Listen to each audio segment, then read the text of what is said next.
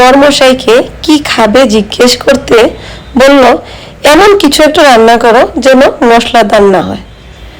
আমি মনে মনে বললাম যে মশলাদার তো নাই, এমন কিছু একটা রান্না করব যাতে একদম মশলাপাতি পড়বে না। তো যে ভাবা সেই কাজ, নিয়ে নিলাম কয়েকটা বেগুন, আর বেগুনগুলোকে ছুরি দিয়ে মাঝখান দিয়ে হালকা হালকা করে একটু চিড়ে দিলাম। তারপর হাতে নিয়ে নিয়েছি সামান্য পরিমাণ সর্ষের তেল, আর সেই সর্ষের তেলটা খুব ভালোভাবে প্রত্যেকটা বেগুনের গায়ে সুন্দর করে মাখিয়ে দিলাম। তারপর রুটি ভাজার জন্য যে ছাঁকনি টাইপের একটা জালি থাকে, সেই জালিটার উপরে আমি 3টা বেগুনকেই একটা একটা করে বসিয়ে দিলাম আগুনে হালকা আছে পোড়ার জন্য। কিছুক্ষণ পর পর এই বেগুনগুলিকে একটু নেড়ে চেড়ে দিতে হবে, যাতে করে কিনা বেগুনের প্রত্যেকটা পার্টে ভালোভাবে আগুনটা লেগে যায়। সম্পূর্ণ বেগুনটাকেই নেড়ে চেড়ে কিন্তু পুড়ে নিতে হবে। দেখুন আমার একটা সাইড পোড়া হয়ে গেছে, তাই আমি উল্টে দিয়েছি।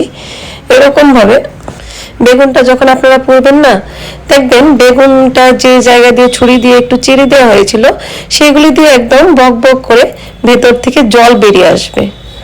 তাতেই বোঝা যাবে যে বেগুনের ভেতরটাও খুব ভালোভাবে সেদ্ধ হয়ে গেছে। তো আমার বেগুন পোড়া কিন্তু কমপ্লিট।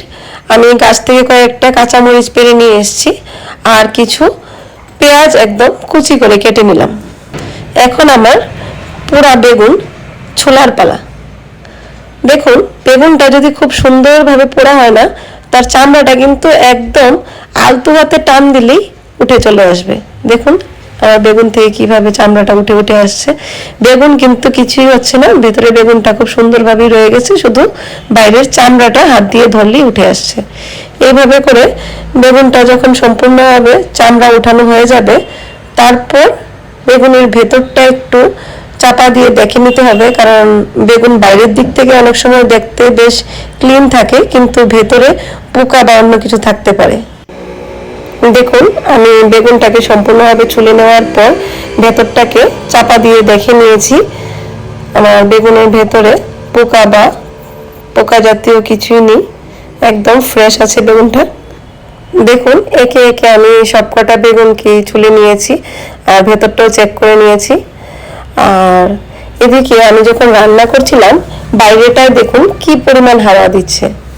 তো আমি যখন চিমনি ইউজ করি না, তখন এই জানলাটা খুলে দিই, কিন্তু জানলা খুলে আসলে চুলাতেও কাজ করা যায় না, গ্যাস পর্যন্ত নিভে যায়, এরকম পরিমাণ হাওয়া আমার এই জানলা দিয়ে আসে।